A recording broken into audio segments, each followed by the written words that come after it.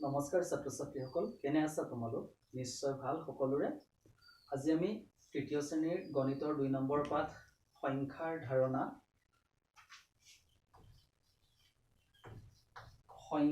ধাৰণা পাঠটো লৈ আহিছো তোমালোকৰ মাজলৈ।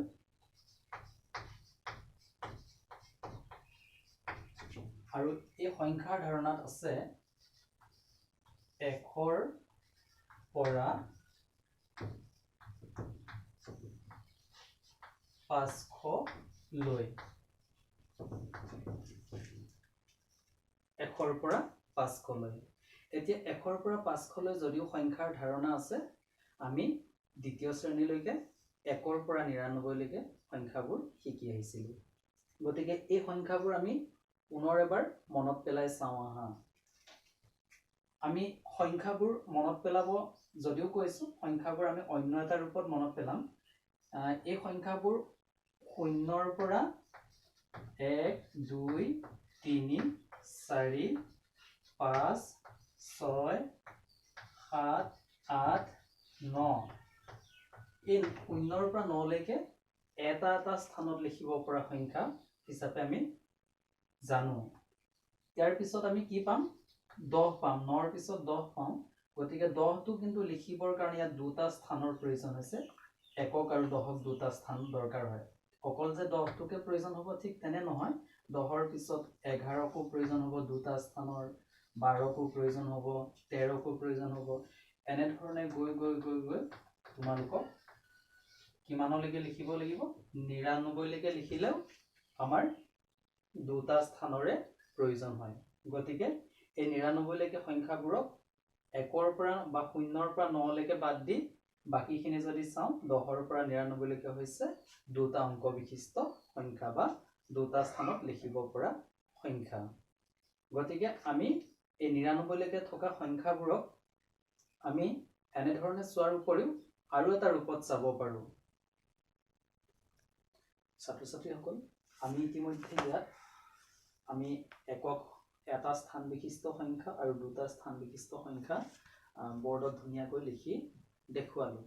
এতিয়া আমি এটা কথা লক্ষ্য কৰোঁ আহাচোন, যে গণিতত কিছুমান সংখ্যা, যিবোৰ সংখ্যা আমি পাওঁ, এই সংখ্যাবোৰ লিখোঁতে কেতিয়াবা আমি শুনাৰ ধৰণে লিখিলে কেতিয়াবা ভুল হ'ব পাৰে। মই এটা সৰু উদাহৰণ ল'ব বিচাৰিম, কিন্তু তাৰ আগে এটা কথা তোমালোকে জানি লোৱা যে শুনাৰ ধৰণে লিখা কথাটো অলপ মাত্ৰ সংযোগ কৰিবলগীয়া থাকে, কিন্তু স্থান আৰু মান উপযুক্ত ৰূপত নবহোৱালে সেইটো যে ভুল হয় তোমালোকক মই দেখুৱাব লৈছোঁ। যেনে ধৰি লোৱা, তোমালোকে ৪৮ সংখ্যাটো লোৱা। ৪৮ বুলি কওঁতে আমি শুনিছোঁ ৮ আৰু ৪০। সেইটোকে যদি মই লিখি দিওঁ ৮ আৰু ৪০, এইটো কিন্তু শুদ্ধ নহয়, কাৰণ ইয়াৰ মানটো অন্য এটা ৰূপ হৈ পৰিব। গতিকে ইয়াৰ মানটো অন্য এটা ৰূপ হৈ পৰিব, সেয়েহে আমাক গণিতৰ ভাষাত স্থান আৰু মানৰ জ্ঞানৰ দৰকাৰ হৈ পৰে। এতিয়া ৪৮ সংখ্যাটো যে এনেধৰণৰ নহয়, সেই কথাটো আমি ইতিমধ্যে গম পালো। গতিকে ৪৮ সংখ্যাটো কেনেকৈ লিখিব লাগে মই এইবাৰ লিখি দিব লৈছোঁ। ৪ × ৮, এইটোহে শুদ্ধ। ৪ × ৮ = ৪৮। এই সৰু উদাহৰণটোৰ পৰা আমি এটা কথা গম পালো যে গণিতত স্থান আৰু মান দুইটা ভালদৰে আমি জানি ল'বলগীয়া হয়। এইখিনি মই মোহাৰি লৈ তোমালোকক স্থানীয় মানৰ এই বিষয়টো অকণমান উদাহৰণ হিচাপে দেখুৱাব লৈছোঁ। আৰু ধৰি ললো আমি এটা সংখ্যা ৩৪। ইয়াত দুটা স্থান আছে, এইটো একক স্থান, এইটো দশক স্থান। ইয়াক আমি যদি ভাগ কৰিবলগীয়া হয়, তেতিয়াহ'লে আমি কি কৰিব লাগিব? আমি এককৰ বাবে এ দি ললো, দশকৰ বাবে দন্ত্য দ দি ললো। সংখ্যাটো অলপ ওপৰত হোৱাৰ বাবে মই মচি লৈছোঁ আৰু আমি চাৰ্ট নিচিনাকে বনাই লওঁ। ইয়াত সংখ্যা বুলি দি লওঁ। ৩ × ৪ লিখিছিলোঁ, গতিকে এইটো ৩ × ৪টো লিখি লৈছোঁ। ইয়াত দুটা স্থান আছে, এই দুটা স্থান হৈছে একক আৰু দশক। গতিকে এই সংখ্যাটোক আমি একক আৰু দশক স্থানত পূৰ কৰি ল'ব লাগিব। এই ৪টো হৈছে একক স্থানৰ সংখ্যা, একক স্থানৰ অংক, সংখ্যা নহয় দেই, অংক বুলি ক'ব লাগিব। আৰু 3টো হৈছে দশকৰ স্থানৰ অংক। গতিকে 3 আৰু 4 বা 3 10 4 লগ লাগিহে 34 সংখ্যাটো হৈছে। সেয়েহে 3 10 4 ইয়াত লিখিছো বা লিখি দিবলগীয়া হয়। এতিয়া আমি অন্য এটা সংখ্যা ল'ব বিচাৰিছো। এতিয়া আমি 3 10 4 পিছতে ধৰি ললো 5 10 6 ললো। এই 5 10 6 এটা সংখ্যা। গতিকে এই 5 10 6 এটা সংখ্যা, ইয়াত দুটা স্থান আছে। গতিকে সেই স্থান দুটা কোনটো স্থানত বহিব তোমালোকে কৰি দিব। এই 5 10 6 এইটো 5 10 6 নহয় জানো? 5 10 6 কি বুলি কোৱা হয় তোমালোকৰ মনত আছে নে? নিশ্চয় বহুতৰে মনত আছে। 5 10 6 মানে আমি 56 বুলি কওঁ। গতিকে এই 56টো আমি ইয়াৰ স্থান আৰু মান অনুসৰি কোনটো স্থানত আমি বহুৱাবলগীয়া হয় সেইটো চাবলগীয়া হ'ব। বা মই নিজে কৰি দেখাওঁ। 5 10 6 আমি ইয়াত কওঁতে 5 10 বুলি কৈছো। গতিকে এই 10 থকাটোৱে দশকৰ স্থানটো বুজাইছে। গতিকে 5টো দশকৰ স্থানত, 6টো এককৰ স্থানত। আৰু আমি আৰু এটা সংখ্যা লওঁচোন। এইটো কি বাৰু? 8 10 1। 8 10 1 নহয় নে? 8 10 1 81 বুলি কওঁ আমি। গতিকে 8 10 বুলি কৈছো। এই দশকৰ শাৰীত 8টো আহিব, 1টো এককৰ শাৰীত আহিব। 8 10 1। এতিয়া আমি একেবাৰে শেষত এটা সংখ্যা ল'ব বিচাৰিছো। সেইটো হৈছে 9 10 9। 9 10 9 কি বুলি কয় তোমালোকে জানানে? সংখ্যাটো 9 10 9 মানে 99। এই সংখ্যাটো এতিয়া চোৱাচোন কোনটো এককৰ স্থানত হ'ব, কোনটো দশকৰ স্থানত হ'ব। এই 9টো এককৰ স্থান, এইটো দশকৰ স্থান। 9 10 9। গতিকে আমি সেই অনুসৰি ইয়াত খালি ঠাইত বা এই স্থান অনুসৰি আমি ইয়াত ভৰাব লাগিব। এই 9 10 সেকেন্ড 9টো আমি ইয়াত আনিব লাগিব। 9 10 9 99। এইটো হৈছে সংখ্যাৰ স্থান অনুসৰি আমি ভাগ কৰিলো। এতিয়া চোৱাচোন এই সংখ্যাবোৰ 3 10 4 34 5 10 6 56 8 10 1 81 9 10 9 99 এইকেইটা সংখ্যা পালো। এই সংখ্যাকেইটাক আমি কি কৰিব পাৰো? বিস্তাৰিত ৰূপত লিখিবও পাৰো। গতিকে মই এই কাষতে তোমালোকক বিস্তাৰিত ৰূপতনো কেনেধৰণে লিখে সেইটো তোমালোকক দেখুৱাই দিব লৈছো। আজ কেইডাল স্কেল 30 পালো নহয় নে? এই 3 10 4 34ক আমি যদি বিস্তাৰিত ৰূপত লিখা হয় তেনেহলে আমি দুই ধৰণে লিখিব পাৰো। তথাপিতো আমি এটা নিয়ম তোমালোকক দেখুৱাই দিওঁ এতিয়া। ইয়াত চোৱাচোন 3 10 4 প্ৰথমে এককৰ স্থানত কি আছে? 4। গতিকে আমি 4টো এককৰ স্থানত লিখি ললো। এই 4টো এককৰ স্থানত লিখি লোৱাৰ লগে লগে কি হ'ল? এই 4ৰ মানটো 0 হৈ গ'ল। গতিকে আৰু যেহেতু দশকৰ স্থানত কিবা এটা অংক আছে, গতিকে তাৰ পাছত যদি একো সংখ্যা আমি নাৰাখো তেতিয়াও কিন্তু এই স্থানটোৰ কি হ'ব? 0 হৈ যাব। গতিকে ইয়াৰ আগত কি বহিব? 30। আৰু 30 আৰু 4 লগ লাগিলে কি হয়? 3 10 4 34 হয়। গতিকে এই যে লগ লগা কথাটো যে ইয়াত যে লগ লাগি আছে তাৰ কাৰণে আমি কি কৰিব লাগিব? মাজত যোগ চিহ্নডাল দি দিব লাগিব। এতিয়া চোৱাচোন মই প্ৰথমটো কৰি দিলো আৰু দ্বিতীয় লাইন, তৃতীয় লাইন, চতুৰ্থ লাইন এই লাইন কেইটা বাকি থাকিলে নহয় নে? গতিকে আমি দ্বিতীয় লাইনটো লওঁচোন। তোমালোকে কৰি চাব পাৰিবা নেকি? বহুতেই কৰিলে নহয় জানো? ঠিক আছে। আমি যিসকলে এতিয়াও কৰিব পৰা নাই তেওঁলোকৰ কাৰণে কৈ দিছো। এককৰ স্থানত কি আছে? 6 আছে। আমি ইয়াতো ল'ব পাৰো, ইয়াৰ পৰাও ল'ব পাৰো। গতিকে ইয়াৰ পৰা ল'লে অলপ সহজ হ'ব। গতিকে এই 6টো এককৰ স্থানত আছে। গতিকে আমি এককৰ স্থানত থকাটো 6টো ইয়ালৈ লৈ আহিলো। কি থাকিলে? দশকৰ স্থানত 5 থাকিলে আৰু এককৰ স্থানৰ পৰা 6টো ইয়ালৈ গুচি যোৱাৰ কাৰণে এই স্থানটো কি হ'ল? 0 হৈ গ'ল। গতিকে 5 আৰু 0 কি লাগিব? 5 আৰু 0। আৰু এইটোক আমি 50 আৰু 6 লগ হৈ আছে বুলিও ক'ব পাৰো। গতিকে লগ হৈ থকাৰ কাৰণে কি কৰিব লাগিব? মাজত কি চিন দিব লাগিব? নিশ্চয় যোগ চিন। এই 5 10 6 56। গতিকে ইয়াত আমি ভাগ কৰিলো। 56টোত কি পালো? বিস্তাৰিত ৰূপত লিখোতে 50 যোগ 6। ঠিক এই দুটাৰ দৰে আমি বাকি সংখ্যাকেইটা ধুনীয়াকৈ লিখি ল'ব পাৰো। আমি সোঁফালৰ পৰাও লিখিব পাৰো, বাওঁফালৰ পৰা ইচ্ছা কৰিলে বাওঁফালৰ পৰাও লিখি ল'ব পাৰিবা। তোমালোকৰ সুবিধা অনুসৰি লিখি ল'লে হ'ল। এইখিনি আমি ধুনীয়াকৈ বৰ্ডত তালিকাভুক্ত কৰি দিলো। আৰু তোমালোকে ধুনীয়াকৈ চাই লোৱাচোন। যদি কিবা বুজি নোপোৱা নিজৰ স্কুলৰ ছাৰ বাইদেউক সুধি ল'বা দেই। ছাত্ৰ ছাত্ৰীসকল, এইখিনি বোধ কৰোঁ তোমালোকে বুজি পাইছা। এতিয়া আমি এইখিনি মোহাৰি দিব পাৰো নিশ্চয়। এইবাৰ চোৱা, আমি আগতে পাই অহা কেইটামান সংখ্যা লওঁ। তোমালোকে দ্বিতীয় শ্ৰেণীত কৰি আহিছা। এই গোটেইখিনি কিন্তু আমি দ্বিতীয় শ্ৰেণীত কৰি অহা বিষয়খিনিকে পুনৰ আলোচনা কৰি আছো। ধৰা মই কেইটামান সংখ্যা লওঁ, তোমালোকে মোৰ লগত সহযোগ কৰি কৈ যাব লাগিব দেই। এতিয়া মই ইয়াত সংখ্যা কেইটামান লিখিম। সংখ্যা কেইটা লিখাৰ আগতে তোমালোকে কি কৰিব লাগিব, মই কৈ যাওঁ যে এই সংখ্যাটোৰ আগৰ সংখ্যা আৰু পাছৰ সংখ্যা তোমালোকে লিখি দিব লাগিব বা কৈ দিব লাগিব, নহয়নে? গতিকে মই ইয়াত সংখ্যা কেইটামান লিখো, তাৰ আগে আগৰ সংখ্যা আৰু পাছৰ সংখ্যা বুলি লিখি লওঁ। আগৰ সংখ্যা বুলি নিলিখো, আগৰ বুলিয়ে দি থৈ দিছো। আৰু পাছৰ। এতিয়া সংখ্যা হল, আগৰ হল, পাছৰ হল।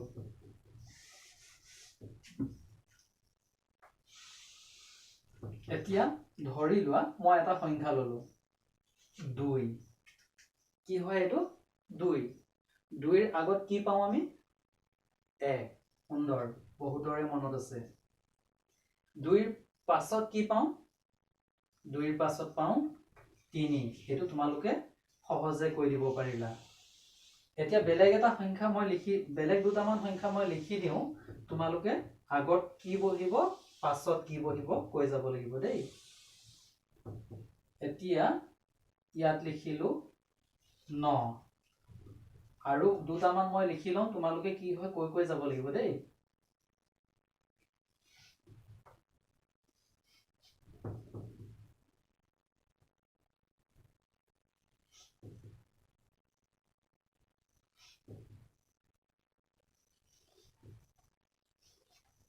এইকেইটা সংখ্যা আমি 2টো উদাহৰণ হিচাপে প্ৰথমে কৰি ললোৱেই।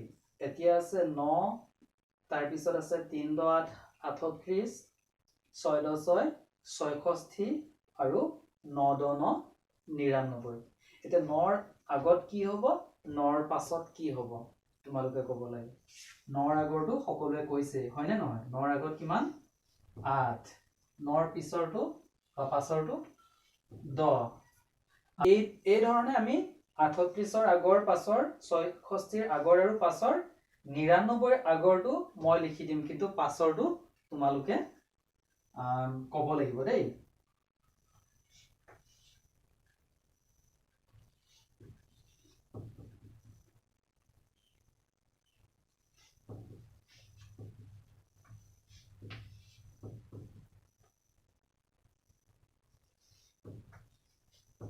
এতিয়া 99ৰ আগত 9, 10, 8, 98 পালো। 99ৰ পাছত কি পাওঁ সেইটো তোমালোকে কোনে কোনে ক'ব পাৰিবা কোৱাচোন। ঠিক আছে, এতিয়া আমি এই 99ৰ পাছত যিটো সংখ্যা পাম, সেই সংখ্যাটো আমাৰ দুটা অংকত লিখিব নোৱাৰি। গতিকে ইয়াক আমি তিনিটা অংকত লিখিব লাগিব। আৰু সংখ্যাটো তোমালোকে ইতিমধ্যে কৈয়ে দিলা। আৰু সংখ্যাটো হৈছে 100। এইটো কি বুলি কয় বাৰু? 100। ঠিক আছে, এই 100 এইটো তিনিটা স্থান আছে। আগৰ 99 লৈকে আমি যদি চাওঁ, ইয়ালৈকে দুটা স্থান পাইছো। এইবোৰত দুটা স্থান পাইছো। 9ৰ আগৰখিনি, 9 বা 9ৰ আগৰখিনিত আমি এটা স্থান পাইছিলো। কিন্তু ইয়াত কেইটা স্থান পাইছো চোৱাচোন। 1, 2, 3টা স্থান পাইছো। বা একক, দশক, শতক। ইয়াকে যে শতক বুলি কয়, তোমালোকে সেইটো লগত জানি ল'ব লাগিব। বাৰু ছাত্ৰ ছাত্ৰীসকল, এতিয়া চোৱাচোন, এই সংখ্যাটো আমি কি বুলি ক'লো তোমালোকৰ সকলোৰে মনত থাকিলে নে? এই সংখ্যাটোক আমি কি বুলি ক'লো? 100 বুলি ক'লো। গতিকে এই 100 পোৱাৰ পাছত কাটি দে। বাৰু এতিয়া আমি এইখিনি মচি দিওঁ। বাৰু ছাত্ৰ ছাত্ৰীসকল, এতিয়া আমি 100 লৈকে সংখ্যাবোৰ ধুনীয়াকৈ লিখিব পাৰিলো বা ক'বও পাৰিলো বুজিও পালো কিন্তু এশৰ পাছত আমাৰ কি হয় বা কেনেকে সংখ্যাবোৰ ক'ব লাগে কি বুলি লিখিব লাগে তোমালোকে জানানে নিশ্চয় তোমালোকে হয়তো বহুতে জানিছা তথাপিতো দুই একে হয়তো বিষয়টো গম পোৱা নাই তথাপিতো কৈ দিব লৈছো এশৰ পাছত যদি সংখ্যাবোৰ আমি গণনা কৰিবলগীয়া হয় তেনেহলে এশৰ পিছত যদি আমি আৰু এটা আহি বা এটা লগ লগাব লগীয়া হয় তেতিয়াহলে কি বুলি ক'ব লাগিব 101 বুলি ক'ব লাগিব কি বুলি ক'ব লাগিব 101 তাৰ পিছত এশৰ লগত যদি দুটা লগ লাগিবলগীয়া হয় তেতিয়াহলে 102 বা এশৰ পিছত 2 আহিবলগীয়া হলে 102 বুলি আমি ক'ব লাগিব এই কথাখিনি এতিয়া তোমালোকক এশৰ পাছত গণনা কৰিবৰ কাৰণে কি বুলি গণনা কৰা হয় সেয়া মই ক'লোৱেই কিন্তু এশৰ পাছত সংখ্যাবোৰ আমি কেনে ধৰণে লিখো চাওঁ আহা এতিয়া চোৱাচোন মই 101 বুলি কোৱাৰ পিছত মই 101 সংখ্যাটো লিখি দিম তাৰ ভিতৰত এটা ভুল থাকিব এটা শুদ্ধ থাকিব তোমালোকে কিন্তু ভুলটো বাছি শুদ্ধটো ক'ব লাগিব চোৱাচোন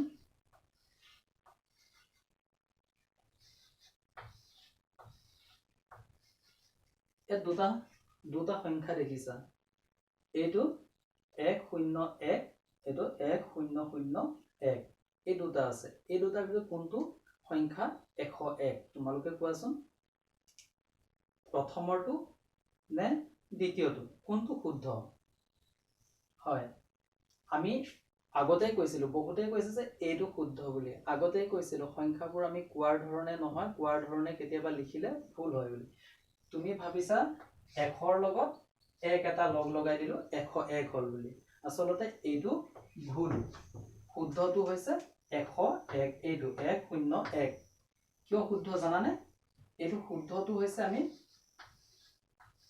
100 লিখোঁতে আমি কি পাইছিলো তিনটা স্থান পাইছিলো তিনটা স্থানটো কি নামেৰে আমি কৈছিলো একক দশক আৰু শতক মই চাগে তোমালোকক লিখি নিদিলো এতিয়া আমি যিখিনি শিকিব লৈছো 100ৰ পৰা 500 লৈকে এই গোটেইখিনি কিন্তু আমি তিনিটা স্থানতে লিখিব লাগিব ইয়াত কিন্তু তিনিটা স্থানৰ পৰিৱৰ্তে চাৰিটা স্থান হৈছে এটা দুটা তিনিটা চাৰিটা অৰ্থাৎ ইয়াত চাৰিটা স্থান হোৱাৰ কাৰণে এই জায়গাটোত আমি চাৰিটা স্থানৰ সংখ্যালৈকে আমি যোৱাই নাই আমি তিনিটা স্থানতে থাকিব লাগিব গতিকে তিনিটা স্থানত থাকিবলগীয়া হোৱাৰ বাবে 101 টো কিন্তু আমি তিনিটা স্থানতে লিখিব লাগিব কেনেকে হয় আমি অকমান চাওঁ আহাচোন যোগ নিয়মত চাওঁ ইয়াত 100টা আছে আৰু ইয়াৰ লগত এক এটা আমি লগ লগাব লাগে 100ৰ পিছত 101 হয় তেতিয়া আমি যদি ইয়াক যোগ কৰি দিও কি হ'ব জানানে চোৱাচোন 0 1 1 শূন্যটো তললৈ নামি আহিলে আৰু এই 1 টো তললৈ নামি আহিলে যেহেতু ইয়াৰ তলত কোনো অংক নাই এতিয়া এটো চোৱা 101 গতিকে 101 কোনটো হ'ব এইটোহে হয় 101 গতিকে এই দুটাৰ ভিতৰত কোনটো শুদ্ধ এতিয়া অনুমান কৰিব পাৰিছানে এইটো নে এইটো কোনটো শুদ্ধ হ'ব নিশ্চয় এইটো আমি ইতিমধ্যে 101 টো শুদ্ধ ৰূপটো আমি বাছি ললো আৰু ভুলখিনি যিখিনি ভুল আছিল সেইখিনি আমি মহাৰি দিলো এতিয়া এই 101ৰ পাছত আমি 102 103 104 কৈ আমি এইদৰে লিখি যাব লাগিব 102 103 104 105 106 107 108 আৰু 109 লৈকেহে লিখিব পাৰিম এতিয়া চোৱা আমি 109 লৈকে লিখিলো 109ৰ পাছত কি হ'ব 110 গতিকে 110 টো কি হ'ব তোমালোকক মই কাখত দেখুৱাই দিব লৈছো তোমালোকে কিন্তু আগৰ দৰে একেটাই কথা ইয়াৰ পৰা এটা শুদ্ধ থাকিব এটা ভুল থাকিব তোমালোকে বাছি উলিয়াব লাগিব